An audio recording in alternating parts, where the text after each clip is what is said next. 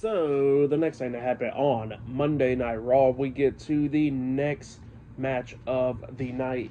But before we talk about that match, we got to talk about a segment that happened backstage. So, yeah, we see Logan Paul talking on the phone up until Seth Rollins comes up, and Seth was talking to Logan, talking about the World Heavyweight Championship.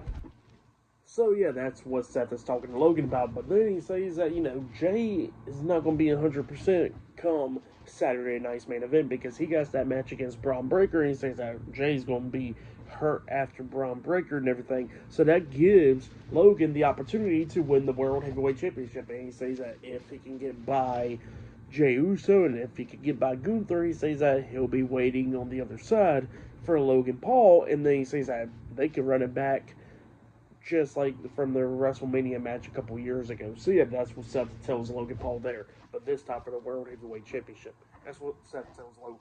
But then after that, we get to the next match of the night. It was Becky Lynch versus Roxanne Perez versus Natalya in a triple threat qualifying match. Winner of this match qualifies into the Women's Money in the Bank ladder match. So yeah, we get to this match. And this match, it was a pretty damn good one. A couple times I like Becky was going to win. Becky hit the manhandle slam onto Roxanne, but then got 2 count out of that because Natalya broke at the pin at the count of 2. At one point, there was a pretty cool spot actually where we see Natalya grabbing onto Becky, and then after that, we see Roxanne coming up hitting pop rocks onto Natalya, but at the same time, Natalya hit the German suplex onto Becky, which was pretty cool. But Roxanne got 2 count out of that because Becky broke at the pin at the count of 2, getting back up and everything.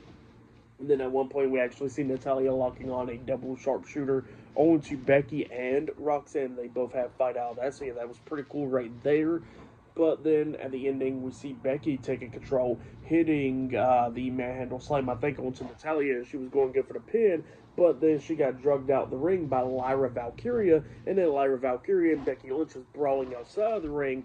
Becky tries to get back into the ring, but then she gets taken down by Natalya. Natalya was trying to lock on the sharpshooter on Becky, but then Lyra pulls Becky out the ring, and then she's brawling with Becky still outside of the ring, and then that gives Roxanne the opportunity to hit pop rocks onto Natalya, pinning her for the 1, 2, 3. So yeah, Roxanne Perez defeated Natalya and Becky Lynch in the triple threat match to qualify into the Women's Money in the Bank ladder match alongside Alexa Bliss. So yeah, that's what happened there. Pretty good match, though. For that match, I'll give it 3.5 stars. That's why I'll give it a great match between all three of those women. But yeah, pretty good one there.